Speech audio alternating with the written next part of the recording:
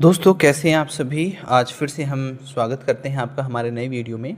आज class 9th की beehive की the snake and the mirror chapter की समरी आपके सामने रख रहे हैं। ये समरी बहुत ही इंपॉर्टेंट है और बाकी समरियों की तरह कहानी नुमा हम आपको स्टोरी टाइप आपके सामने इसको रखेंगे। आप इस समरी को 2-3 बार सुनिएगा ताकि सारे कैरेक्टर, सारे पात्र, सारी भावनाएं आपके अंदर आ जाएं और आप अंडरस्टैंडिंग हो जाएं इस स्टोरी के थ्रू और एग्ज़ाम में अपने वर्ड्स में, अपनी लैंग्वेज में इसको लिख दें। ऐसा ही होता है, चैप्टर पता होता है, किसी भी क्वेश्चन का आंसर अपनी लैंग्वेज में लिख सकते हैं। इंग्लिश की यही ब्यूटी है। चलिए शुरू करते हैं।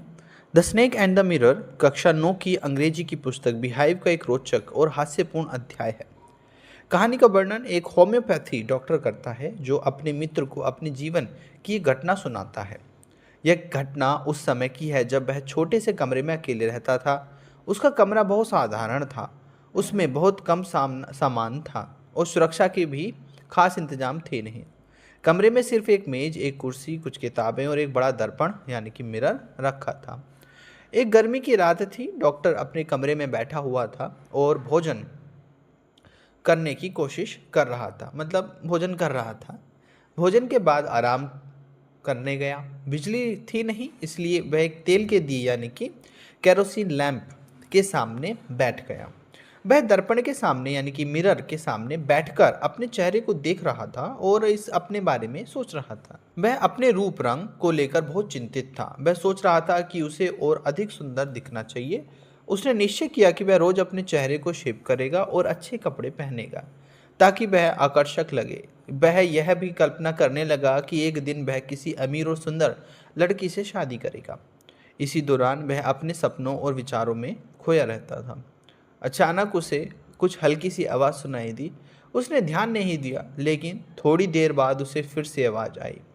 जब उसने ऊपर देखा तो उसके होश उड़ गए। उसने देखा कि एक सांप छत से लटकता हुआ उसके कंधे पर आ गिरा है। सांप उसके बाएं हाथ पर आकर लिपट गया और धीरे धीरे उसके शरीर के चारों ओर घूमने लगा। यह देखकर डॉक्टर बिल्कुल डर गया। वह इतना भयभीत हो गया कि वह हिल भी नहीं सकता था। उसके शरीर की सारी शक्ति जैसे खत्म ही हो गई थी। उस समय डॉक्टर के मन में कई तरह के विचार आने लगे। उसे लगा कि अब उसकी मृत्यु निश्चित है। वह भगवान को याद करने लगा और अपने जीवन की गलतियों के लिए माफ़ी मांगने लगा। वह पूरी तरह स्थिर हो गया क्योंकि उसे डर था कि जरा सी हरकत से सांप उसे काट सकता है। सांप धीरे धीरे उसके कंधे से सरक कर उसकी गोद में आ गया। अब डॉक्टर की हालत और भी खराब हो गई, लेकिन तभी वह एक अजीब घटना हुई। सांप ने डॉक्टर को छोड़ दिया और सामने रखे दर्पण की ओर यानी कि मिरर की ओर, शीशे की ओर बढ़ गया। सांप दर्पण के सामने जाकर खुद को देखने लगा, जैसे वह अपने ही प्रतिबिंब यानी कि रिफ्लेक्शन से आकर्षित हो गया हो। यह देखकर डॉक्टर को थोड़ा साहस मिला। उसने मौका पाकर धीरे धीरे खुद को कुर्सी से हटाया और कमरे से बाहर भाग गया। वह बाहर जाकर राहत की सांस लेने लगा। कुछ समय बाद जब उसे यकीन हो गया कि खतरा टल गया है तो वह अपने कमरे में वापस गया।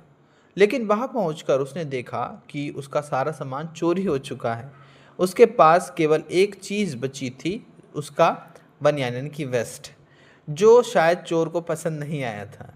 यह घटना उसके लिए एक बड़ा सबक बन गई। उसने महसूस किया कि जीवन बहुत अनिश्चित है और हमें अपने घमंड और कल्पनाओं में खोना नहीं चाहिए।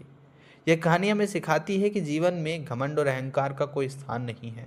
कभी कभी हम अपने रूप रंग और सपनों में इतने खो जाते हैं कि वास्तविकता को भूल ही जाते हैं। लेकिन एक छोटी सी घटना हमें सच्चाई का एहसास करा देती है। तो दोस्तों, यह थी स्नेक एंड द मिरर की समरी। आपको कैसी लगी ज़रूर बताना, और इतनी ही ईजी होती है। आपको ट्रांसलेशन आना चाहिए अच्छे से और अपनी लैंग्वेज में बड़े आराम से आप किसी भी समरी को बना सकते हैं।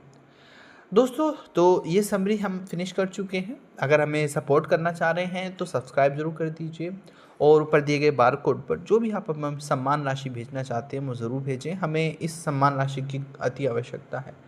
मिलेंगे नेक्स्ट वीडियो में, तब तक के लिए गुड बाय।